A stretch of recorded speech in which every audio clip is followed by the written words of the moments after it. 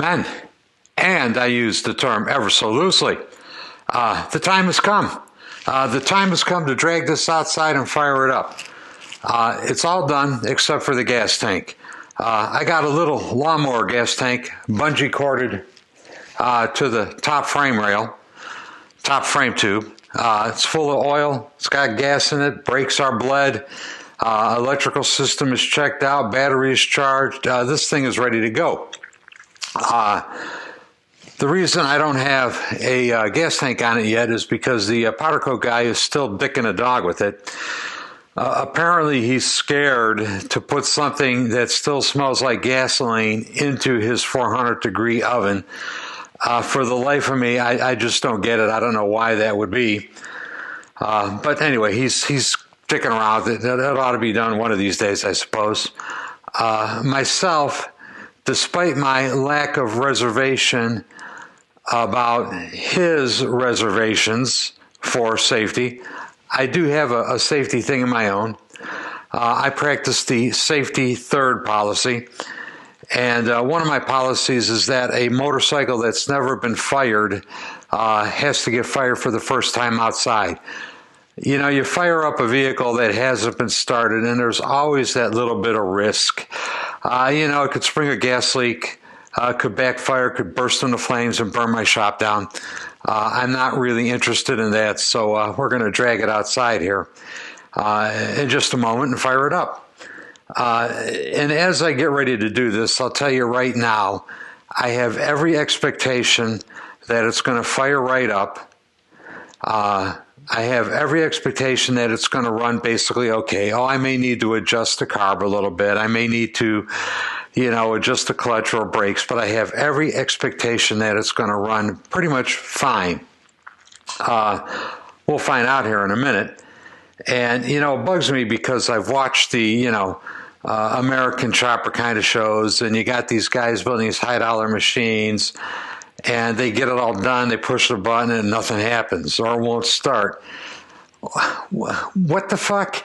Are they amateurs or what? It's not rocket science. Well, it is motorcycle science, but it's not rocket science. It's not that hard, But I have every expectation that this thing is going to start and run just fine. So why don't I shut the fuck up and drag it outside, and let's get it going.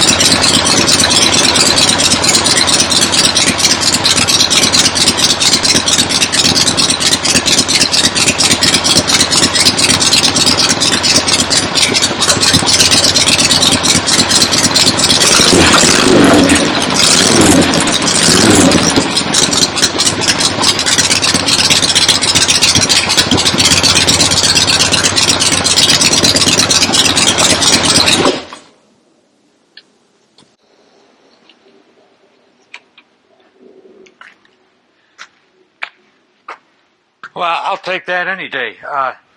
No drips, no runs, no sags. Farted once and quit. We'll see what's up with that. Oil return has been established, so the oil pump is working. Good to go. I think we're going to try to take her for a short ride.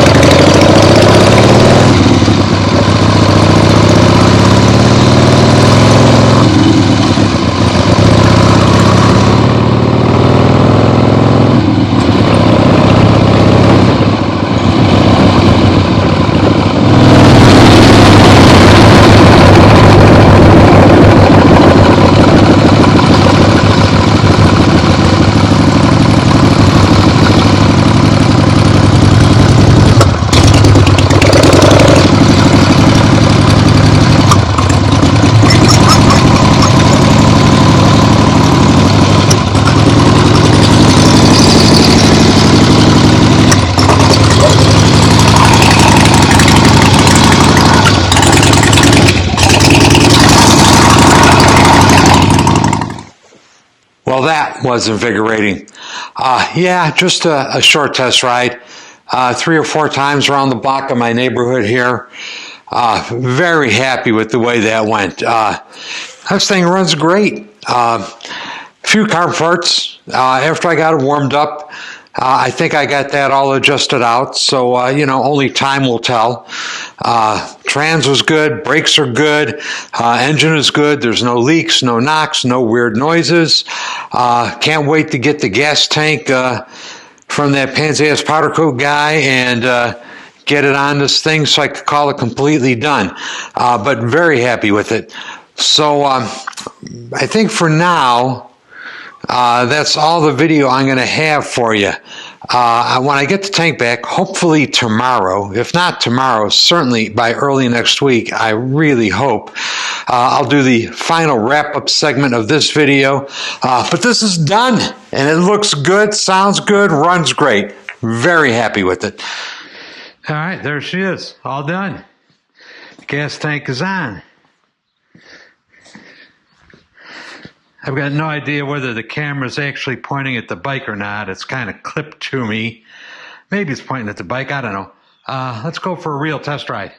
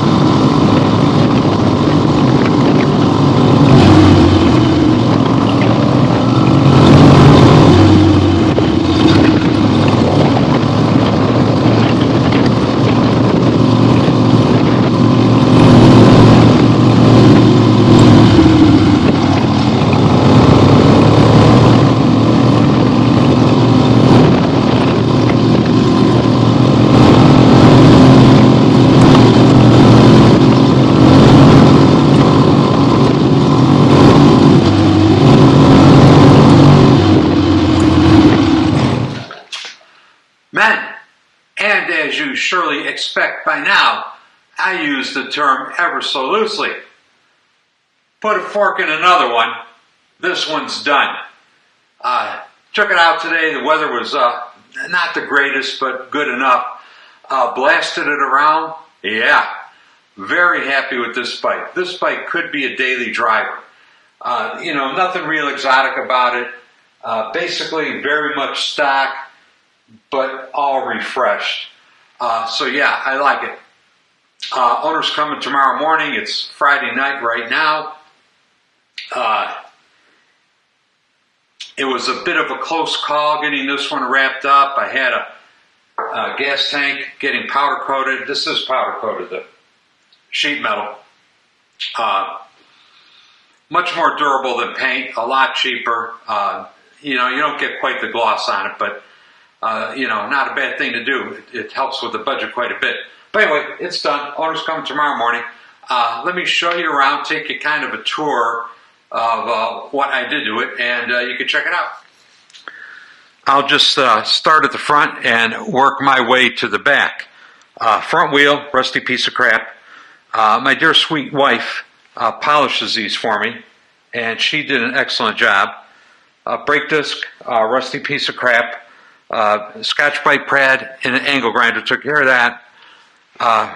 Front brake, piston seized up, got it loosened up in there, polished the housing. Brake bleeder was broken off, flush. Dug it out of there with a tungsten carbide Dremel bit, a real one, not the Amazon, 14 for $3 fucking routine, but, a real Dremel bit and real tungsten carbide. Cut right through the old bleeder valve. Oh, and the drill bit that was broken off in the bottom of it. Yeah, that was the hard part. Anyway, done deal. Fork tubes. Took the reflector boss off of there, polished them up, polished the inside tube, all new seals, of course. Got a late model fender on it. These are the handlebars the owner wanted. A little short for me, and I'll show you. There's a problem on the other side with the way the brake master cylinder needs to mount. But his call on the handlebars. That's what he wanted. Like I said, gas tank, powder coated. That's one of my Sportster decals. Powder coating, depending on what you're looking for, may be an option to a very expensive paint job. The ignition switch. I got rid of the starter relay and all that wiring, and you turn this and you start it just like a car now. So, automotive type ignition switch in there. This happens to be a 30 amp one to carry the load of the solenoid when it kicks in. I doubt it's 30 amps, but the switch is extra heavy duty just in case. The bike had forward controls. The owner wanted them gone, so they're gone, but he wanted me to leave the pegs on, so I left the pegs on. Honestly, other than the forward controls I made for my bike, every set of commercial forward controls I've ever ridden on a Sportster sucks ass. They're fucking horrible. Flimsy, flexing, the linkage sucks. Just horrible, horrible. Don't waste your time. I don't even think they look cool. You'll notice the old mechanical regulator hanging out behind the battery. I didn't do anything to the generator or the regulator. I just put them on the bike, crossed my fingers, fired it up, and they worked. Battery was getting 13 volts when the engine revved up a little bit, so that's pretty decent. The owner was trying to keep this on a budget, but he splurged for a pair of new Progressive 402 shocks. Riding this thing, it rode pretty good, and despite this tiny little seat,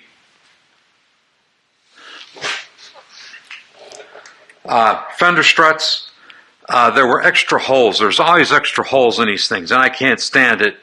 Welded them shut, smoothed it over. And this is powder coated too. There's acorn nuts on studs. There's not much room between the tire and the fender. This tire is probably too wide for this, but that's the tire that was on it, and you didn't want to buy new ones. Avon makes a 5x16 that fits a lot better. And what I don't even know what brand this is. It's kind of an off-brand. But anyway, in order to help to keep the tire from rubbing on the fender, there's a steel strap that goes all the way across here with 2 studs welded to it.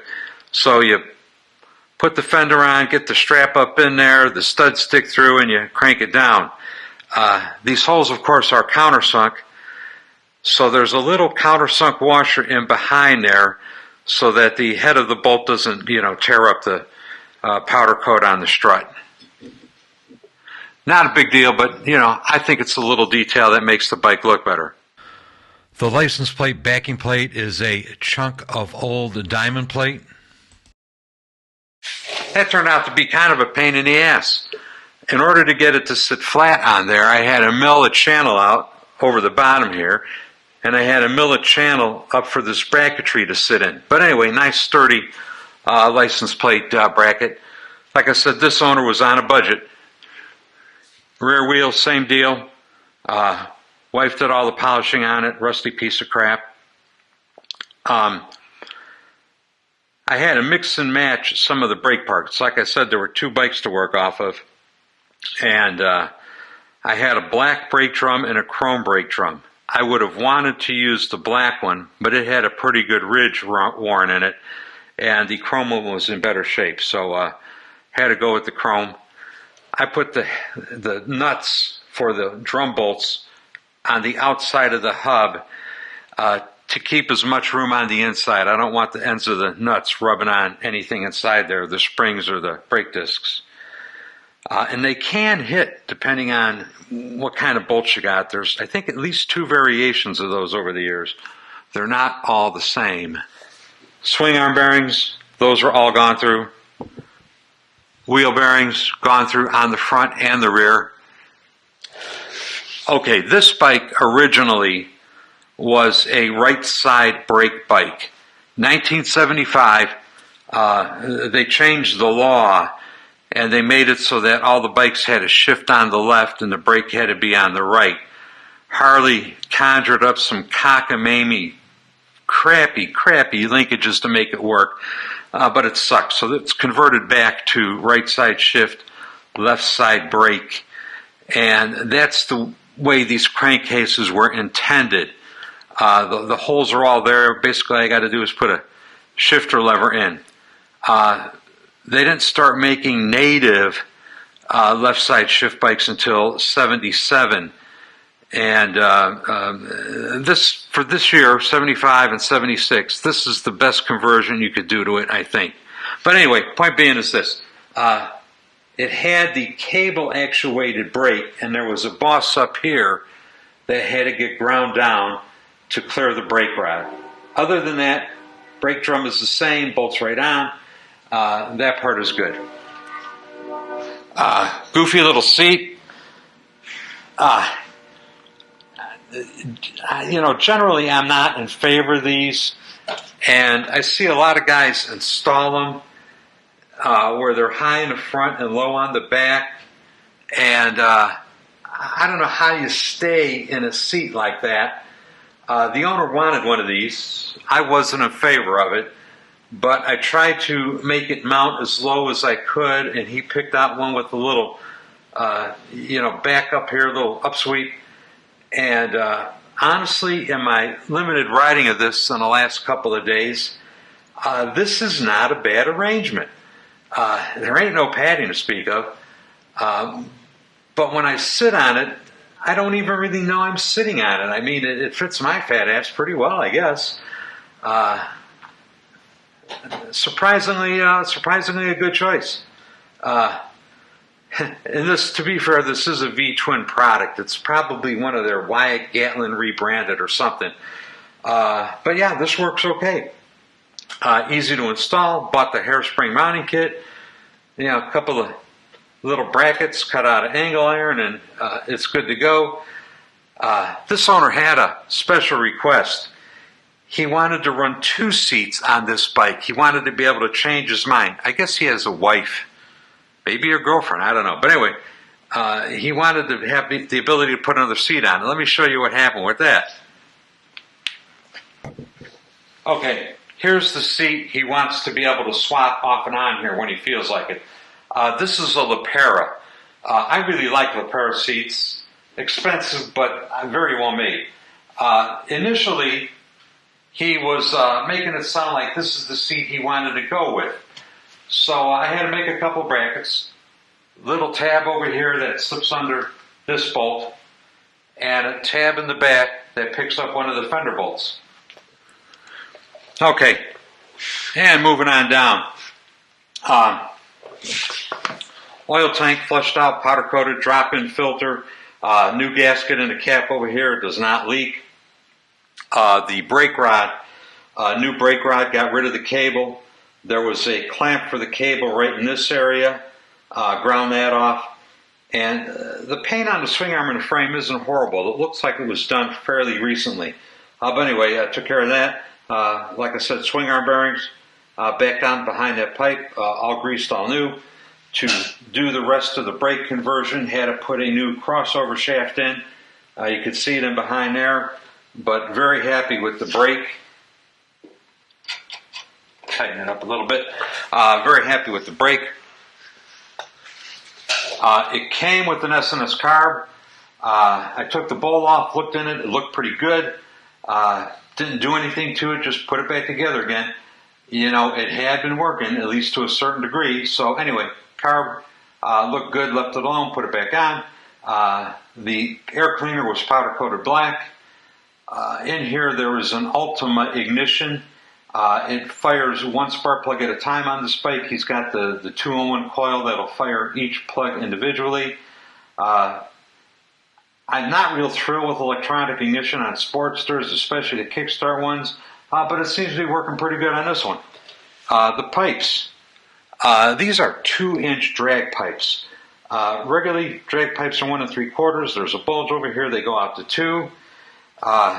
You've heard the videos of this thing running. Yeah, it sounds like it. So very happy with those. I'm sure that as this gets driven, the owner's going to find conditions where it's not going to run right. And I'm going to attribute that right now to carb jetting. Drag pipes are difficult to tune from idle to full throttle. There's going to be a flat spot somewhere. And 2-inch drag pipes are even worse. So, we'll see how it goes. This has one of them, what's the name of it? I'll insert the name here when I look it up, but I forget what it is. This is one of those 2.4 kilowatt starters. Had to grind a little bit of the sprocket cover to get it to fit. It's shorter, but where these bolts go through stick out and cause a problem. Okay, the owner wanted these straight handlebars, and they're on little stubby risers. That caused one problem. The fitting for the master cylinder wants to hit the fork tube. So the only way to get it to work is to angle these up. So the levers are at a much higher angle than I find comfortable. But you can't turn them down any farther because it's going to hit the top of the fork tube. You know, they're shorter fork tube caps. If I'd have thought of that before just now, that might have been the way to go. But anyway, it wants to hit the cap. Even an elbow wants to hit the cap. So, solution, angle these up. Okay, minimal wiring on this bike. The owner did not want a horn. He did not want turn signals. He wanted to get rid of that starter button over here. And the result of that was I got rid of most all the wiring and the switches off of the lever caps. I do use the brake switch and the front brake for the brake light, but there's just 2 wires for that, so all the switches are gone on both of these, and they just have blanking covers over them. I like them that way. The less wires you got on a motorcycle, the better off you are, at least on these old ones. The high-low switch is right here. This one is actually off, high, off, low. so the owner could turn it off and on whenever he feels like it. Brake cylinder, of course, rebuilt. You guys heard about the neck cup story, so new bearings in there, and that's all been rebuilt. Very happy with this one. So this owner lives in Western Illinois. He sent me this picture after he got the bike home. It's safely tucked into his workshop for the winter. And with that, I guess I am out of here. Hey, thanks for watching. Please subscribe. I really appreciate it. Not sure what's going to be next, but tune in next time. There will be something. Bye.